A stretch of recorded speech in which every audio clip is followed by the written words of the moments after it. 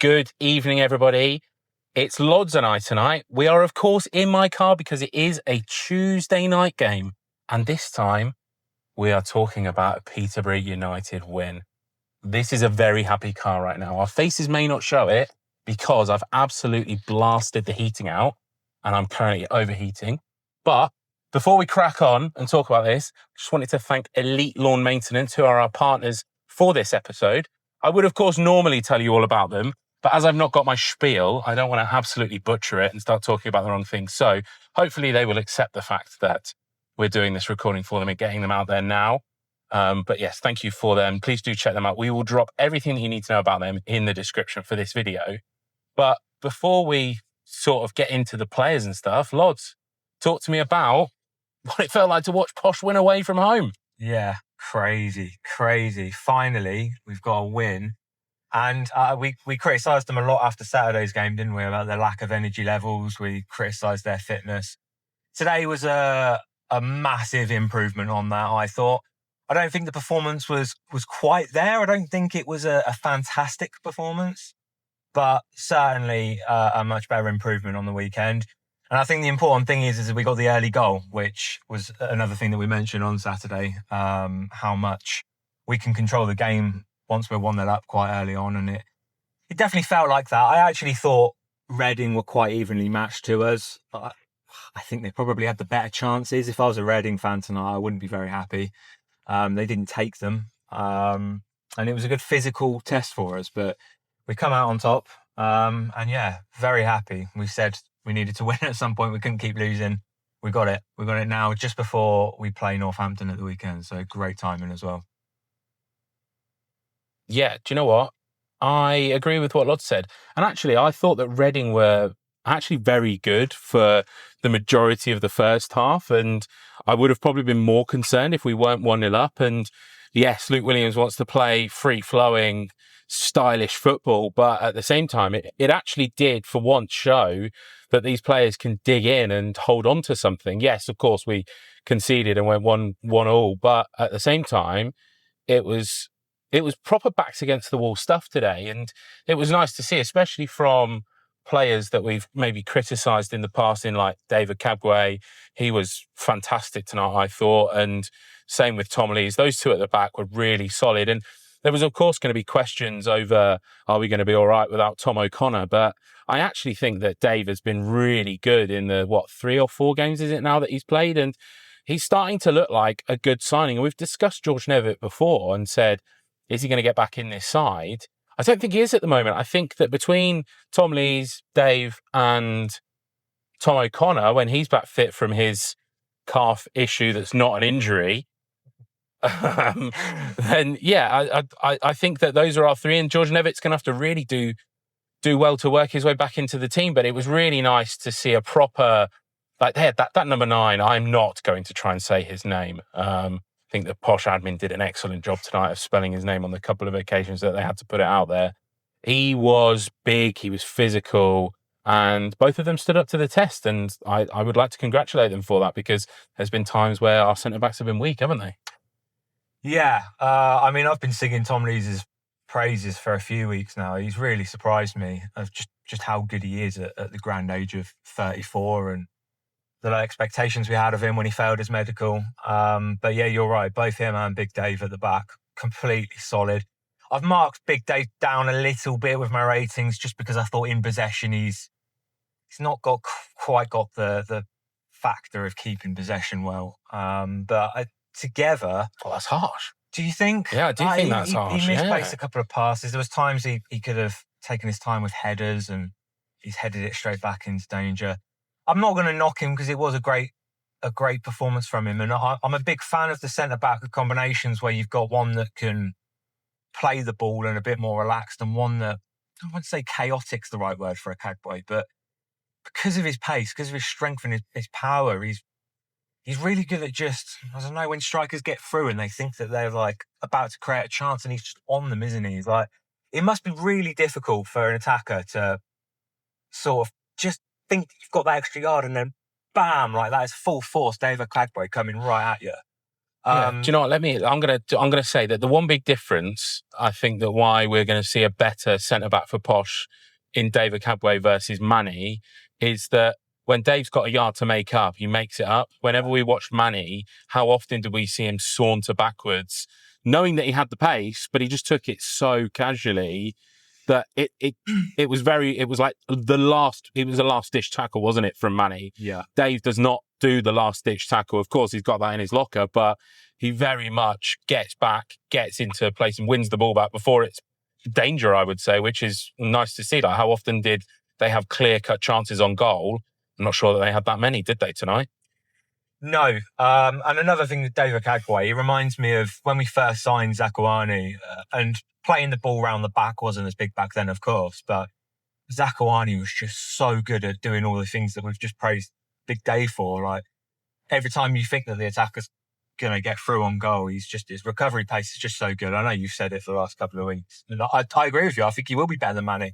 I think Manny was far too casual.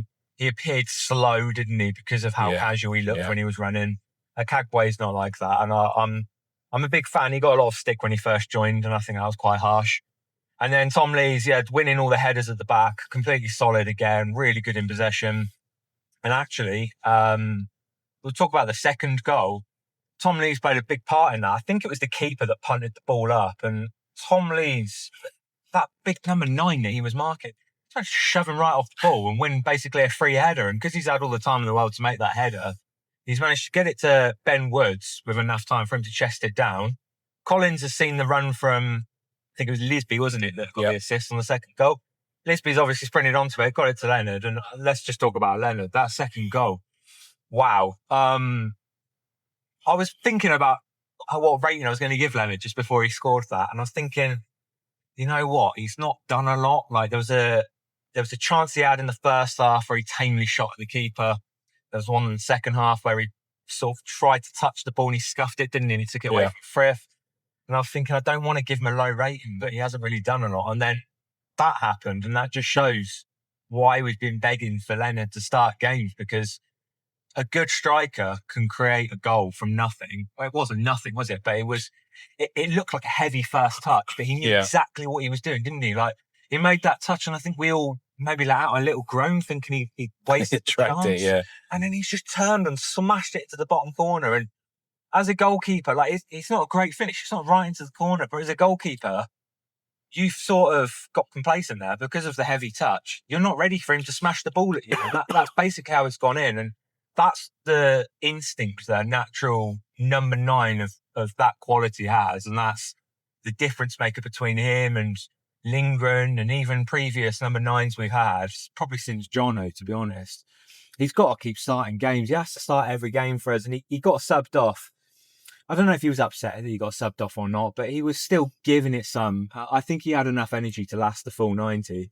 I probably wouldn't have subbed him off, to be honest, but he's done what he needed to do. He's won us the game. That's what your striker needs to do, isn't it? Win games, and what a way to do it. It's a great goal. Do you know what it reminded me of? You said JCH. It reminded me of a man that came on for Reading in Jack Marriott, and the ability to, how, like you said about the keeper, yes, he wasn't set, but how often do you see keepers want to go from that position that Leonard was in, the shots to the keeper's left, isn't it? Yeah. He shoots to the keeper's right, and the keeper's essentially watching the ball trickle into the back of the net, which, you know, that's the sign of a good striker. We've praised Clark Harris, we've praised Maria in times gone by, we've praised the likes of Dwight Gale. Of course, these are slightly different players, and Harry Leonard is not either of those two, but he's finding the back of the net, isn't he? Which was a massive concern that we had under Fergie.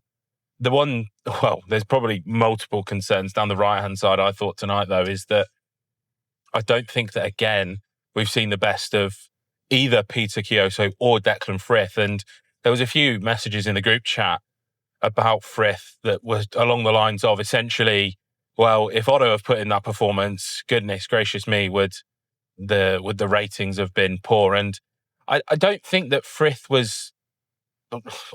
It's harsh, isn't it? I don't think that Frith was at Otto levels of bad tonight. But at the same time, he's still clearly trying to find his feet. And it's almost like I called for it, didn't I, when we recorded on Sunday morning for Monday's episode? What's the point in Fritz a right winger that likes to cut in?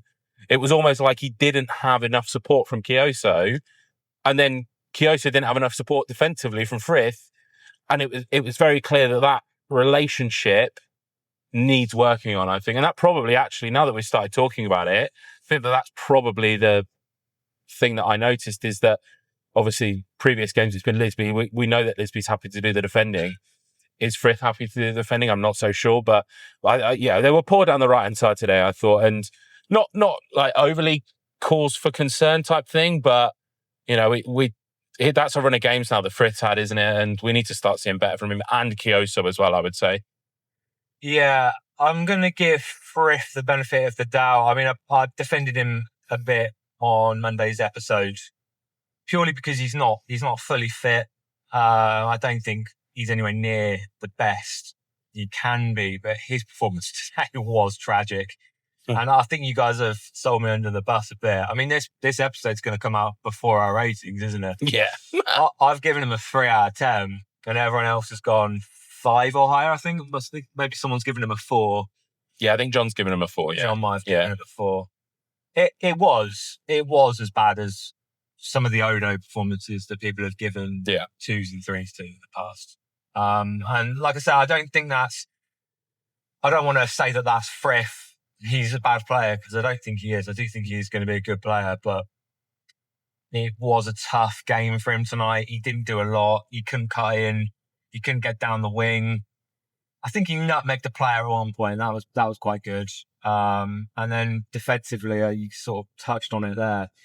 He hasn't got the same defensive work rate as what Odo does, and that's the one thing that I think Odo is good at. So when you're directly swapping Odo for Frith, you are losing a lot of that defensive work, and it is a lot of pressure on Peter Kioso.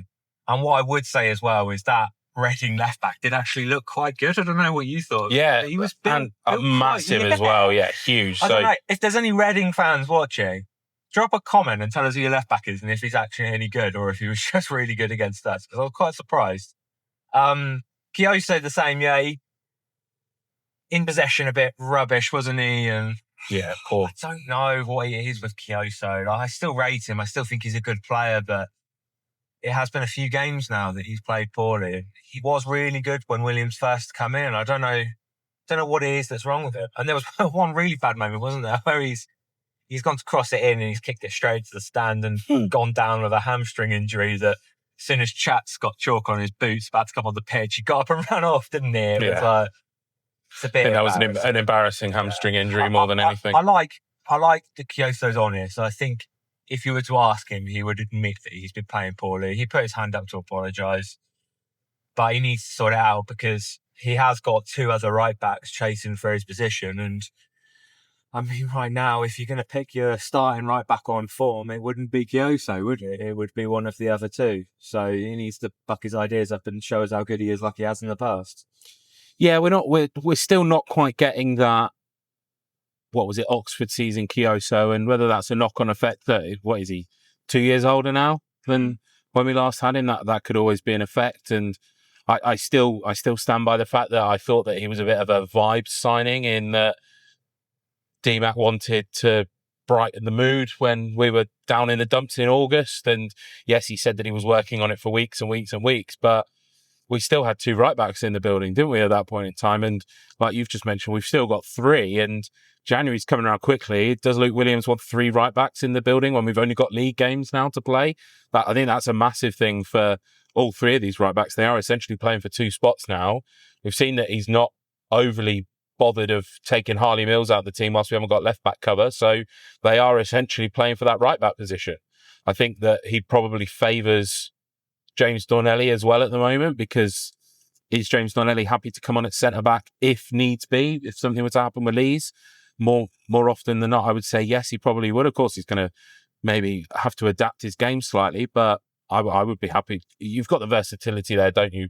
Which, not saying that you don't have that with CJ, but CJ's is left or right side. It's not centre back or right back. But yeah, look, let's be more positive. Let's talk about the good stuff, because we've won 2-1. it's a Tuesday night. We're driving home. This is what I always say. Tuesday nights after a win, driving home are absolute box office stuff because the time absolutely flies. I want to make sure we don't miss our junction off of the M25. Oh no, we're on the M4 at the moment, actually. I lie. We're going on to the M25.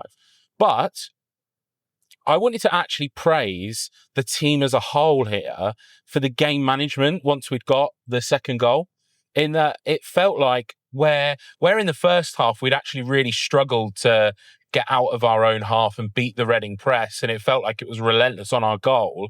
Once we'd got that second goal, I felt like everything was in front of us, wasn't it? Especially in that corner. Lisby, that and I'm sure that John said something as well when we recorded at the weekend, said it doesn't look like the players are busting a gut. Lisby was spent, wasn't he, for probably the last 10 to 15 minutes of that game. What more can you ask? Yes, maybe the end product wasn't there, but I remember in the first half that he beat his man once or twice, didn't he, as well? And I think, is it Lisby that got the assist for the Jimmy J. Morgan goal? I think he's going to take 2 assists. Yeah, we didn't really see the first goal properly, did we? But No. It's definitely his cross that went in. I don't know if it took a deflection before it hit Jimmy J. Morgan, but yeah, it's 2 assists he's got. I'm with you. I really love Kyrell Lisby. I think his energy levels, chasing balls down that left-hand side. And he switched wings as well, didn't he? He started on the left. He's able to cut inside a bit more. But the cross for the first goal, I think, was on his left foot. So he's obviously got both feet as well, which is handy. Yeah. But yeah, he's that classic Posh attacker. The one, when the fans really love a player, it's because they do that tireless running. Like Sammy Schmonics used to do it, didn't he? When you can see a player busting a gut, you get behind them naturally. And then when they can produce as well, like he has today, top performance. I think, did I give him a 7.5? I probably should have bumped him up higher, to be honest with you. And he was blowing towards the end. I thought he was struggling against Barnsley on Saturday. And I touched on it that Brandon Keller ended up pressing higher up than Lisby on Saturday. We didn't really have that luxury today because there was some tired legs out there, but Lisby gave it his all, didn't he? It's like, yeah, he did, yeah. There was balls being pumped onto that side. When it was pumped on the right-hand side, we were sort of just letting it go, weren't we? Yeah. And that was with fresh legs, with Matty Garbutt coming on. When it was on that left-hand side, he did not want to give that up. He was chasing all of them. And you could see that his lack of pace. And as soon as that final whistle went, he collapsed to the floor, didn't he? And that is so much better. That is exactly what we wanted when we were criticising their effort and their passion for the badge and their fitness levels. He has given it his absolute all and made sure that he did his part in getting that win at the end. Yeah, well, do you know what? I don't want to bash Harley Mills or Archie Collins for the goal. I think that maybe it was a lapse moment down the far end. Obviously, this is the issue where we were sat today. We were quite close to the pitch, so both our first goal and the Reading goal were down the far end, so it's quite difficult to see exactly what happened, and I'm not seeing any highlights, so I will apologise in advance if any of my comments are unfair, but it looked to me like Archie Collins tried to head it back to Bass, made an absolute hash of it, and then Harley Mills has then let his man sneak inside of him, and then all of a sudden the ball's in the back of the net, and it sort of looked fumbled in, didn't it? Like type thing. It wasn't a clean finish. It wasn't a tidy finish from where I was sat, and it's just those like moments and those lapses of concentration that still feel like we've not quite got rid of them yet. Which it's not concerning because again, like I say, we've won the game. Like we don't have to play well if. We've watched many a Fergie win, haven't we, over this year where we've not played well and we've still got the win. And we said when we previewed the game for today that if we'd have lost, we'd have been 9 points off Reading. Well, we've won now. We're only 3 points off of Reading. How good is that? Like, and all of a sudden, the middle of the table, 12th and 13th, looks a lot closer than it did literally 3 hours ago. So I can't complain for that. I thought another performance that was a good one was probably Ben Woods again. I thought that he did well to play plays like a bit of an all-over role, doesn't he? Sort of like it's not really a box-to-box midfielder. I don't want to call it that because I think he's more than a box-to-box runner, but he's happy to take the ball off of the centre-backs. He's happy to link up with Jimmy J. Morgan. He's happy to play actually both sides as well. And that was one thing that I noticed when the two centre midfielders were warming up together, is that they weren't sticking to left and right. They were rotating between themselves and moving the ball around and getting used to the feel of the pitch. So I do think that we've got a good player in Ben Woods, and I want to see more from him.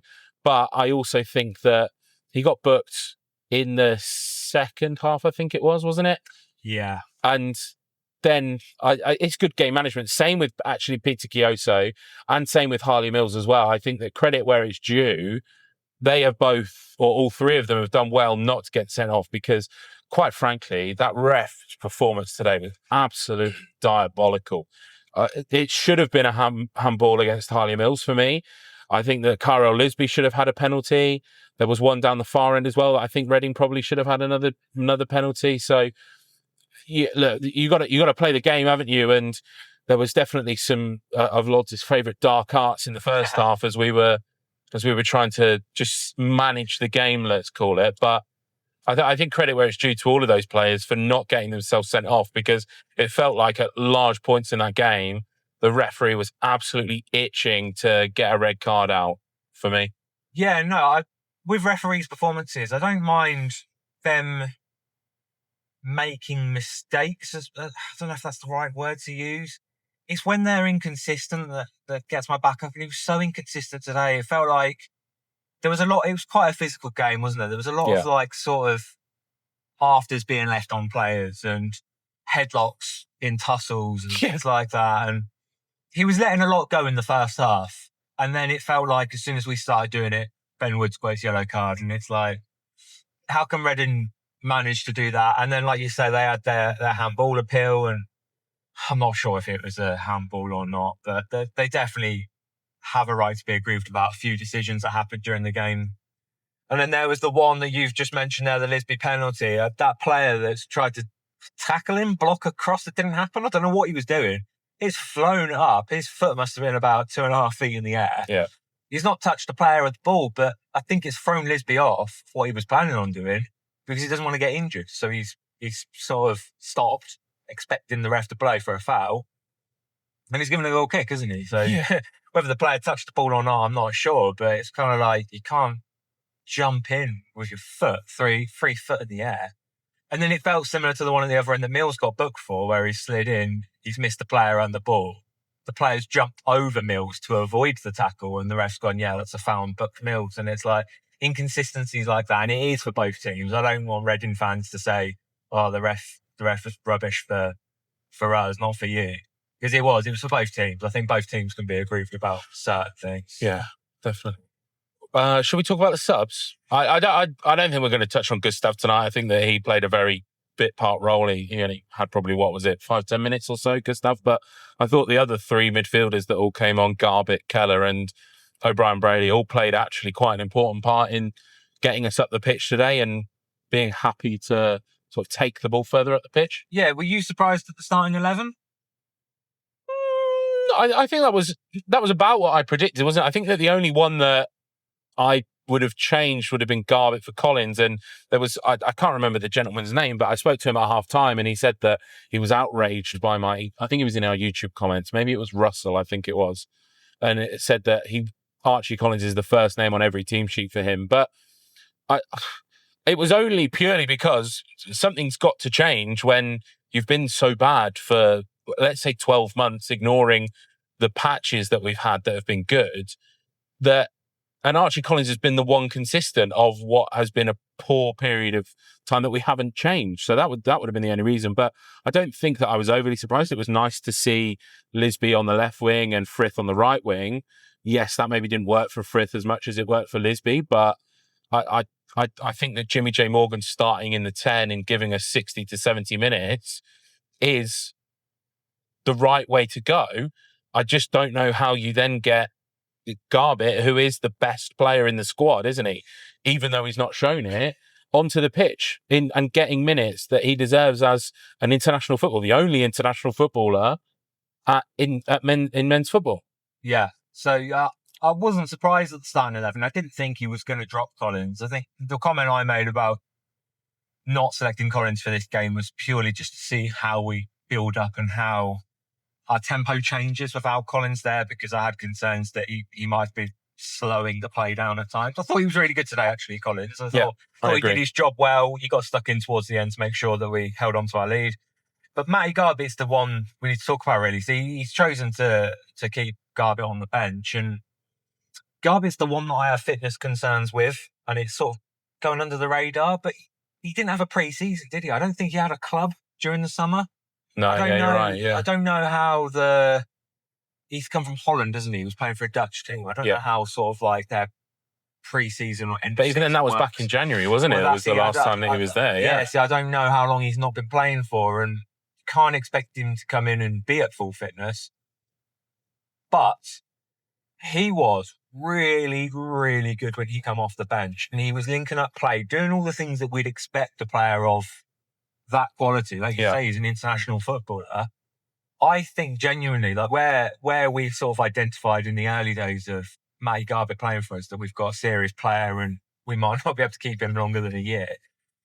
I think it is down to fitness. That's the reason why we've not seen it the last few games. And once we have a fully fit Matty Garbutt, I do think he will be one of the best players in the league, because you can just sort of see the way he reads the game. He knows where everyone is. He's playing these flicks to people, and like, yeah, okay, they're not all coming off, but it's like he's got all the qualities that Joel Randall had, all the qualities that Cipriano had, all rolled into one player. Like, if he can get that fitness level where he can start running about and getting about on the pitch, I honestly think he's going to be unplayable for a lot of League One midfielders, and maybe bringing him off the bench for a few weeks will be beneficial to us, so we get that short burst of 20 minutes at the end coming against tired teams and sort of matches energy levels, I guess. I might be talking out my arse. He might be fine. He might just not appear to be fit when he's running about the pitch, but he just gives me the impression that he's struggling with his fitness. He's struggling to adapt to the 90 minutes Tuesday, Saturday routine, because he's been out of foot for so long. But yeah, I was really pleased when he came on. I thought his performance was really good. Yeah, do you know, I think the important thing is that shows how good of a footballer Garbutt is that he finds himself, when he's on the ball, he's making an extra half a second for himself, isn't he?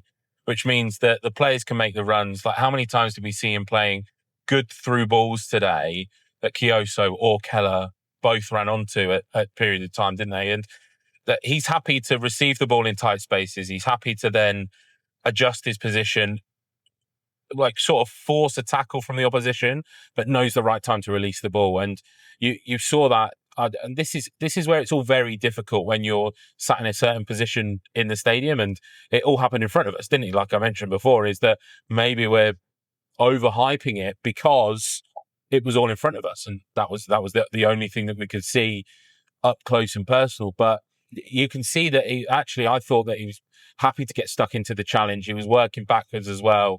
He was helping out Kioso when the game was getting tough and getting a little bit nervy, I would say. But I just hope that Luke Williams could find the right rotation, because I don't think that Garbutt is a player that should only be getting 20, 30 minutes of football. I think that he has to be a player that plays regularly, but this is where it all goes back to, we've just got this massive squad, and how difficult is it to keep all of these players happy and giving them the game time that they want? Do you think that Garbutt could do a job on the right wing? Because we're talking about Frith's defensive work not being up to scratch. We're talking about Frith's fitness not being there either. Is the best place for Garbutt right now to rotate with Frith on that right wing, so that we can squeeze all the other midfielders in, so we can start Jimmy J. Morgan? He played on the right wing today, and he's linked up well, hasn't he? Like you say, he's playing good through balls to Kioso and to Keller.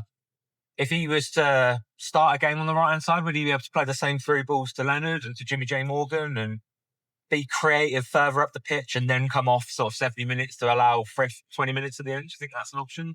I don't not see it. I think this is the age-old issue. Like when we discussed Abraham Otto getting our man of the match of the weekend, the easiest role in a Peterborough United team is to be a substitute winger, isn't it? And we found this in large parts. And this isn't even a winger. This was actually when both Ricky and Malik were playing the striker position.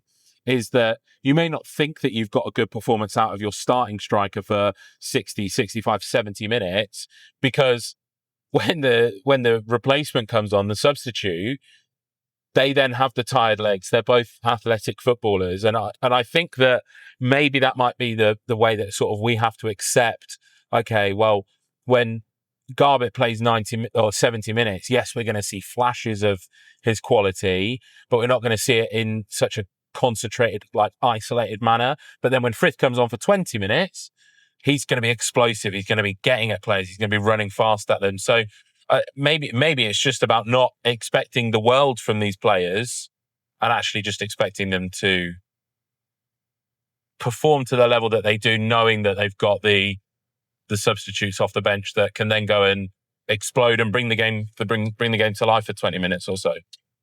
Yeah, and you mentioned the right backs going into the January window, having 3 right backs, and he's not gonna need all 3 of them. You've got a similar situation to players we've just mentioned, and obviously Kean Hayes is coming back, isn't he? He's on the grass now. He's training with the team. So how do you squeeze him in as well? You've essentially, you're going to have to get rid of some wingers, aren't you? Like, it's not just... Yeah, but that's mental, because just at the weekend we were talking about needing to bring in 2 wingers. Well, this is what I'm saying. We're assuming that Odo's not got a future at Posh, right? We're assuming that he's going to be identified as someone not at the right standard, and we're going to replace him for someone better. What side is that going to be on? Because Lisby's performance has been great. Frith's just coming back. We need to give him a chance. Kean Hayes is surely going to get a chance. He can't just, after a long-term injury, say, sorry, Kean, because of everyone else, you're going to have to go off the transfer list. Yeah. And then we've got the conundrum of having to squeeze Matty Garbett in with a really high-quality midfield and 2 strikers that on their day are also very good. We have got quality players, haven't we? When they're all back fully fit, it is going to be a bit of a headache for Williams, and it'll be interesting to see how he deals with the January window, what improvements he's going to make, and who's going to drop out of the squad, basically. Yeah, it's a very confusing time, isn't it now? Because after Saturday, after last Tuesday, it felt doom and gloom, and now I feel energized. I feel confident. We said, didn't we, that losing on Saturday actually didn't matter if we went and won tonight, and that's exactly where I feel right now. I'm not bothered that we're not in the FA Cup. We should probably note the fact that we would have got Liverpool away. So that's comedy gold in itself for the players. I hope that they're absolutely gutted that they've missed out on that. But at the same time, they have one focus now. There's no distractions. The only thing that they have to focus on is A, dragging us out of this relegation battle that we're in, and then B, giving the fans something to look forward to next season, and breeding confidence and enjoying their football as well, and not being worried about like feeling stiff and tight and I'm nervous, like type thing. Just get back to enjoying football. And I don't think that they probably would have enjoyed that performance too much tonight, because there were large parts where we were under pressure, but they've got the 3 points. How many times have we said we've played teams that didn't look great and they've got the 3 points? Yeah. Tonight is our thing. And actually, I largely thought that Reading were actually really poor tonight. I think it's worth a comment on them that, yes, that they had a good press against us, but their final product was so bad. They just couldn't work a chance. And I think somebody said to me that their starting 11 only had 11 goals all season in them.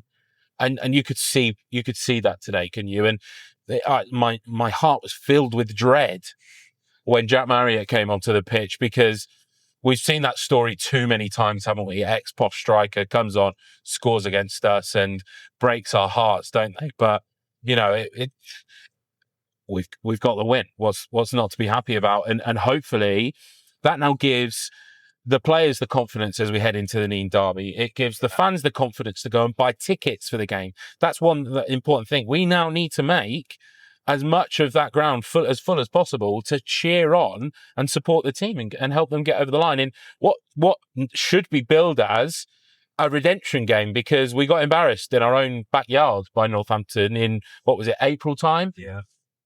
We've now got to go and get one over them. We've had some great days against Cambridge at home. We've not got Cambridge this season because they got relegated last season because they're crap. Now, let's isolate the Northampton game, whether you think it's a derby or not. This is probably the biggest rivalry game of the season, isn't it? Yeah, I was going to say exactly the same thing. We're talking about like the players needing that lift and that boost in confidence. What a great way to do it in front of hopefully a 5-figure crowd, beating our local rivals of this season, and hopefully a great atmosphere. I think winning tonight is probably going to have a little boost in sales. I'm hoping. I don't know what the ticket sales were like before the game, but I can't imagine it was that great. And we were talking on the way here, weren't we, about without the cups to focus on, we've had the Virtue Trophy to distract us the last couple of seasons, and what a big part of a distraction it made last season. We've not got that this season, so you're chasing after the little wins, aren't you? You're chasing after good performances, memorable wins, and this is the only rivalry game we've got, unless you count Lincoln, where it can be such a big boost to the players, the fans. And Williams' aim, wasn't it? It was to make sure that come the end of the season, we've got enough excitement about us to want to come back and watch more next season. Absolutely. He's not really that bothered about the finishing position as long as it's above the relegation zone. He's sort of written off the playoffs, which is the right thing to do. We don't want to have that pressure on us. But to have that brand of football back again, the attacking football, and like I say, memorable wins, starting with a fantastic derby win on Saturday would be a great way to... We've got over the new manager bounce. We've got over the new manager slump. Now let's properly kickstart the new standard and the new brand under Luke Williams. And hopefully the squad we've got now can pull off all of the things that he needs to pull off his ultimate aim of all the fans coming back next season and going for a promotion run next season. Yeah, I think you're right. I think we've covered everything from the game. I think the only thing we have got note is that obviously the under-18s played tonight as well. Yeah. We, of course, have not seen anything from that other than the live tweets. But, I think that's a really respectable result, isn't it, to go up to Old Trafford, to only lose 1-0. It sounded like they had chances as well to maybe equalise, but couldn't quite get it over the line. But I think what a great day for those 17, 18-year-olds, well, even 16-year-olds as well that were included in that, to play at one of the country's great stadiums. We of course, have had a great day there, haven't we, when we played Huddersfield, and now they've had their own great day. Yes, the result wasn't quite there, but I think what an experience they've come up against. Probably, well, how good has Man United Academy been over the years? Even the likes of Kobbie Mainoo and Rashford, and you go all the way back to Gary Neville and Nicky Butt, Scholes, all of those sorts of players. They've come up against one of the best academies in the country, I would say, and that look, there was every chance they could have gone there and got absolutely battered. But to only lose 1-0, I think is respectable, isn't it? I think an important thing as well. I mean, you talk about how famous Man United's academy is at a high level. From an EFL point of view, I think Peterborough's academy's probably got quite a good reputation as well. Yeah. And there will be a lot of scouts at that game that would have looked at our under-18s and, yeah, okay, we lost. Yeah, okay, we didn't score, but I'm sure there are some really good individual performances that would have got some eyebrows raised from some scouts. And that's only a positive thing. Whether they ever make a first team appearance for us, or whether they've even signed a pro contract and maybe someone signs them for compensation, it's all extra money into our pocket, isn't it? And it's the cliche of, because it's an academy prospect, it's pure profit for us. It's going to help pay back the debt and build the reputation further. If we've got players out there that have come from our academy, that are playing on the biggest stages, we can point at them and say, they're from our academy, they're from our academy, they're from our academy. And there'd be players in the future that we have in our academy that we can go to clubs and say, look at all these players we've produced. This one's the next one down the line. So as weird as it is to say, hopefully we can get a few sales off the back of this game. But we've mentioned the big names, haven't we? Like Bolu, Mendonca and Patrick Sicker. We're all really looking forward to seeing what they can do in the first team, hopefully the next season if they don't get sold. Are we done? Yeah, I think so. Cool. All right, then. Well, what will I tell everyone? I will tell everyone that we will be live on Friday night, of course, at 8:00 for Countdown to Kickoff. We should hopefully have a Northampton fan with us this week. I don't actually know who's going to be joining me. And if you are listening to this and want to join as a Posh fan to tell us your experiences through this season, your experiences through your life of supporting Posh, please do either drop us a comment in the YouTube comments, or actually you can now drop a comment on Spotify because I've now got access to those comments. Oh, nice. Or you can obviously email us contact@uptheposhcast.com. I've got an idea. Why not? Rather than drop a comment on Spotify, give us a 5-star rating and then put your comment in there instead. Because then you could get your comment across and we get a 5-star rating out of it. That sounds like a good plan. That does sound like a good idea. I don't know whether I'll be able to see the comments from the 5-star ratings. Who cares? We'll take the 5-star rating anyway. If you think we're 5-star, of course, before we get ahead of ourselves. But I think we're good. I think we will see everyone Friday night, and then of course we will be back on Monday after, hopefully, beating our rivals, beating the Shoe Army. You know what? That's one thing I'm not looking forward to. Just quickly, is that if we do lose, and doing that fucking stupid shoe thing in that away change room. Oh yeah, I forgot about that. Proper gimpy. That. Yeah, I don't. Does their manager do it after every big win? I think like so. He takes his shoe off. Oh. Yeah, they all do it. They all get their boots off. Proper gimpy. That. Weird, yeah, like, that's poor form. And yeah, I hope we don't experience. We're not going to see it because we're going to smash them, so it doesn't matter. Fingers crossed. Up the Poshcast. Up the Poshcast.